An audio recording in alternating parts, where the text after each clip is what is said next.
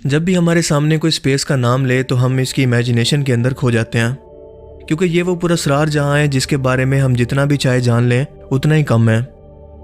Space पर बनाई गई मूवीज़ और कई साइंस कॉन्सेप्ट को ना समझने की बदौलत कई बार हमारे जहन के अंदर स्पेस के बारे में कई ऐसी मिसकॉन्सेप्शन या गलत फहमियाँ पैदा हो जाती हैं जो बज़ाहिर तो हमें ठीक लगती हैं, लेकिन उनकी कोई भी साइंटिफिक या लॉजिकल एक्सप्लेनेशन नहीं होती, यानी कि वो बिल्कुल ही गलत होती हैं। और आज की इस वीडियो के अंदर हम इन्हीं कन्फ्यूजन्स के बारे में या मिसकॉन्सेप्शन के बारे में जानेंगे और स्पेस के बारे में आपकी ऐसी हैरत अंगेज गलत फहमियों को दूर करने की कोशिश करेंगे जो यकीनन आप कभी भी मिस नहीं करना चाहेंगे। तो इस तरह के फैक्ट्स को जानने के लिए इस वीडियो के साथ आखिर तक जुड़े रहिएगा। Number 1, sun is not yellow. दोस्तों, अगर आपसे पूछा जाए कि सूरज का कलर क्या है तो ऑब्वियसली आपका जवाब होगा कि येलो, क्योंकि ज़मीन से दिखने पर यह हमें इसी कलर में दिखाई देता है, right. But in real that's not the case, क्योंकि अगर आप ज़मीन से बाहर निकलकर स्पेस के अंदर ट्रैवल करें तो आपको हमारा सूरज एक्चुअल के अंदर वाइट कलर में दिखाई देगा। यस, आपने सही सुना। दरअसल ये हमारी ज़मीन का एटमॉस्फेयर है जो कि सूरज को येलो दिखाता है, क्योंकि हमारी ज़मीन के एटमॉस्फेयर के गिर्द मौजूद गैसेस लाइट को बेंड कर देती हैं। हम जानते हैं कि वाइट लाइट के अंदर 7 कलर्स होते हैं। ज़मीन के इन्वायरमेंट में मौजूद गैसेस शॉर्ट वेवलेंथ के कलर्स मसलन ब्लू, वॉयलेट और इंडिगो कलर को बहुत ज़्यादा बेंड करती हैं, जबकि रेड, येलो और ऑरेंज को बहुत कम। इसीलिए बेंड होने के बाद आसमान हमें ब्लू कलर का दिखाई देता है और ऑरेंज कलर ज़्यादा बेंड ना होने की वजह से सूरज हमें ज़मीन से येलो दिखाई देता है। इसलिए जब ये ऊंचाई पर जाने लगता है तो इसका कलर वक्त गुजरने के साथ मज़ीद येलो होने लगता है। लेकिन इसके साथ साथ अगर हमारी ज़मीन पर धुआं और पोल्यूशन मौजूद हो तो ये इफ़ेक्ट बढ़ने की वजह से ये सूरज को मज़ीद रेडिश बना देता है। लेकिन दिन के वक्त जब सूरज आसमान की ऊंचाई पर होता है तो लाइट के कम फैलने की वजह से ये ब्लूइश शेड के अंदर ज़मीन से हमें दिखाई देता है। लाइट की मुख्तलिफ वेवलेंथ के अंदर ली गई तस्वीरें कुछ इस तरह से दिखती हैं। आप सोच कर देखें कि अगर सूरज का कलर वाकई येलो होता तो बिल्कुल आपके येलो शेड्स की तरह या येलो सन ग्लासेस की तरह ज़मीन पर मौजूद हर चीज़ हमें येलो शेड के अंदर ही नज़र आती, फिर चाहे आसमान हो या ज़मीन पर मौजूद कोई भी चीज़। इवन के डिफरेंट प्लैनेट्स पर गैसेस के डिफरेंट पैटर्न की वजह से सूरज का कलर हर जगह डिफरेंट होता है। मिसाल के तौर पर हमारा ही सूरज मार्स से देखने पर टोटल ब्लू नज़र आता है। सो नेक्स्ट टाइम जब भी आपसे सूरज के कलर के बारे में कोई सवाल करे तो आप उसे लॉजिकली समझा सकते हैं कि हमारे सूरज का कलर येलो नहीं बल्कि वाइट है और आज तक हमें क्लासरूम के अंदर गलत पढ़ाया गया। Number 2, dark side of the moon. दोस्तों, चांद हमारी ज़मीन से तकरीबन 3,84,000 किलोमीटर की दूरी पर मौजूद है। हम इंसान ज़मीन से हमेशा इसकी एक जगह को ही देख पाते हैं, लेकिन इसका दूसरा हिस्सा जो कभी हम नहीं देख पाते, इसे डार्क साइड या चांद की अंधेरी जगह कहते हैं।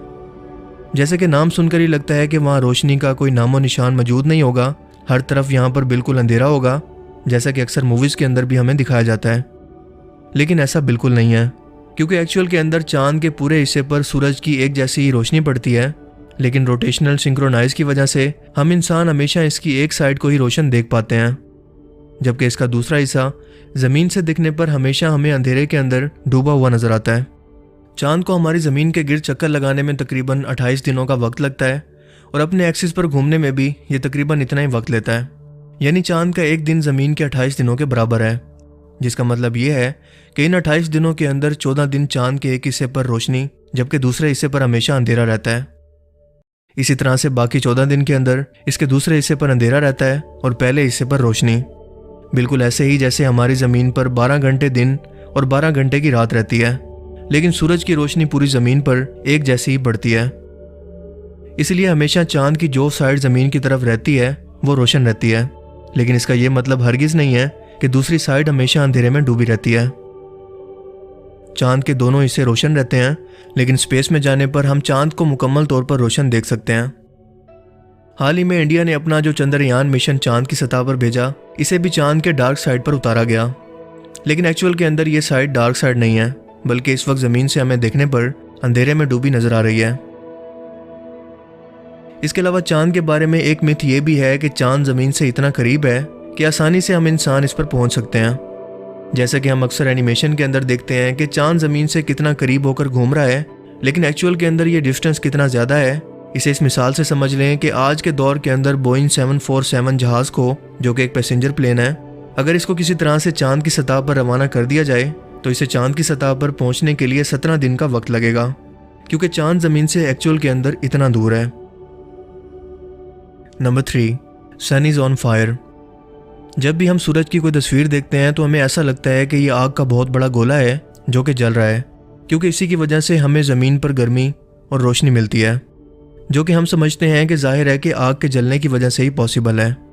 लेकिन एक्चुअल के अंदर सूरज कोई आग का जलता हुआ गोला नहीं है, बल्कि गैसेस का बना एक बहुत बड़ा गोला है जो कि अपने कोर के अंदर या अपनी तह के अंदर होने वाले न्यूक्लियर फ्यूजन रिएक्शन की वजह से मुसलसल जल रहा है, क्योंकि ये हर second 700 million ton hydrogen gas को 693 मिलियन टन हीलियम गैस के अंदर बदल रहा है। और जब ये प्रोसेस होता है तो एनर्जी गैमा रेस की सूरत में खारिज होती है, जो फिर लाइट में बदलती है और पूरे सोलर सिस्टम तक फैलती है। यानी इस प्रोसेस की मदद से ये हीट और रोशनी को पैदा करता है, जो कि इसकी कोर के अंदर हर सेकंड हो रहे हैं। लेकिन ज़मीन की तरह कंबस्शन या किसी चीज़ को जलाने के लिए सूरज पर ऑक्सीजन या ईंधन का कोई अमल दखल नहीं है। 4 अरब सालों से सूरज इस न्यूक्लियर फ्यूजन रिएक्शन की वजह से जलकर हम इंसानों को ज़मीन पर रोशनी और हीट को पहुंचा रहा है, इसलिए ये ज़मीन पर जलने वाली आग से बिल्कुल मुख्तलिफ है। Number 4, mercury is the hottest planet. हमारे सोलर सिस्टम के बारे में हम जानते हैं कि सूरज के सबसे करीब मरकरी सियारा मौजूद है, सो लॉजिकली इसे सबसे ज़्यादा गर्म होना चाहिए। लेकिन दोस्तों, ऐसा नहीं है।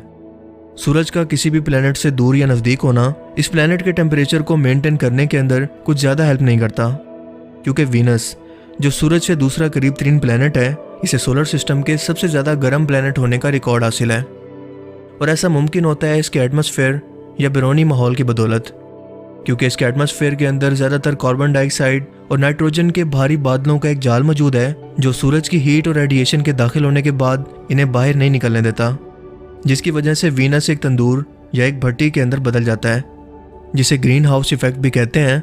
और इसीलिए दिन के अंदर इसका टेम्परेचर 462 डिग्री सेंटीग्रेड तक पहुंच जाता है, यानी कि एक जिंदा जहन्नुम। Number 5, space pain. मशहूर अमेरिकन ड्रामा सीरीज जो कि 1999 के अंदर पब्लिश की गई, जिसका नाम था द वेस्ट विंग, इसमें दिखाया गया है कि नासा के साइंटिस्ट ने कई मिलियन डॉलर खर्च करने के बाद एक ऐसा स्पेस पेन तैयार किया जिससे वो जीरो ग्रेविटी पर किसी भी एंगल पर स्पेस के अंदर लिख सकते हैं। We spent millions of dollars developing a pen for the astronauts that would work in zero gravity. You know what the Russians did? Even के बॉलीवुड फिल्म 3 इडियट्स के अंदर भी इसी को रेफरेंस के तौर पर दिखाया गया। ये एस्ट्रोनॉट्स पेन है। स्पेस में फाउंटेन पेन, बॉल पेन कुछ नहीं चलता।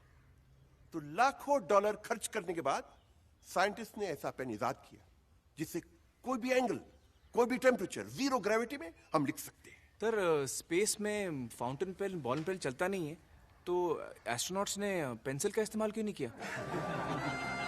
लाखों डॉलर बच जाते सर। लेकिन एक्चुअल के अंदर ये कॉन्सेप्ट बिल्कुल गलत है, क्योंकि इस तरह का कोई भी पेन हिस्ट्री के अंदर इस मकसद के लिए तैयार नहीं किया गया। और नासा के पास इस दावे को साबित करने के लिए रसीदें आज भी मौजूद हैं। बेशक वो चांद पर ना गए हों, लेकिन फॉर्मेलिटीज़ के तौर पर उन्होंने रसीदें तैयार कर रखी हैं कि 1965 में अपने स्पेस मिशन के लिए उन्होंने मैकेनिकल पेंसिल्स का ऑर्डर किया, ना कि किसी स्पेस पेन का। लेकिन एक इंडिपेंडेंट कंपनी जिसका नाम था फिशर पेन, इसने खुद ज़ाती तौर पर $1 मिलियन खर्च करके ये स्पेस पेन इन्वेंट किया, जिसे नासा और सोवियत साइंटिस्ट ने स्पेस में तो नहीं लेकिन अपने घरों में ज़रूर इस्तेमाल किया।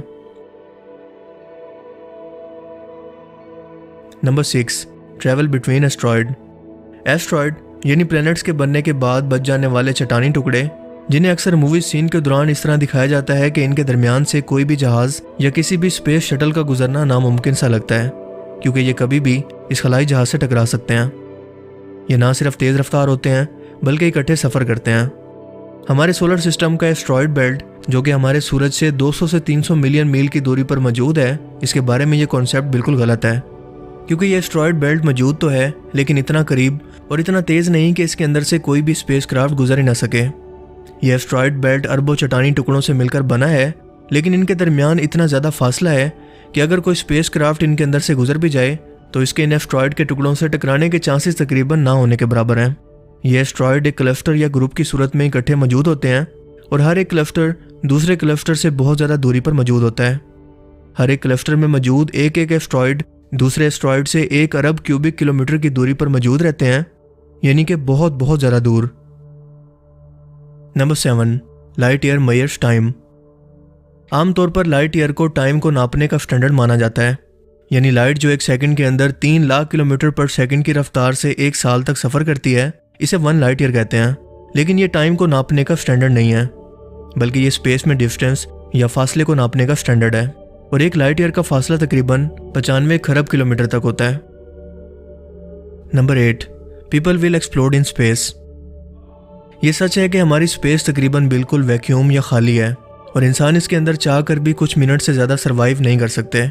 लेकिन ऐसा बिल्कुल नहीं है कि स्पेस में बिना हिफाजती सूट के निकलने पर इंसान की बॉडी फट जाएगी या एक्सप्लोड हो जाएगी, जैसे कि आमतौर पर लोग समझते हैं। लेकिन एक्चुअल के अंदर ऐसा बिल्कुल नहीं है, क्योंकि हमारी इंसानी स्किन इस तरह के एक्सप्लोड से बचाने के लिए बहुत ज़्यादा टाइट है। अगर स्पेस के अंदर कोई शख्स एक्सपोज हो भी गया तो उसकी मौत खून के बहाव के रुकने की वजह से होगी, क्योंकि आपके फेफड़ों के अंदर मौजूद गैस बबल्स बनाकर खून के बहाव को रोक देगी। इसके अलावा स्पेस में प्रेशर नहीं है, सो बॉइलिंग पॉइंट आपकी बॉडी पर असरअंदाज हो सकता है, जिसका मतलब यह है कि स्पेस के अंदर अगर आपका सलाइवा या ब्लड एक्सपोज हो गया तो वो फ़ौरन से पहले बॉयल होना शुरू कर देगा। यहाँ आमतौर पर वैक्यूम की वजह से टेम्परेचर -455 डिग्री फ़ारेनहाइट यानी -270 डिग्री सेल्सियस तक रहता है। Can you imagine?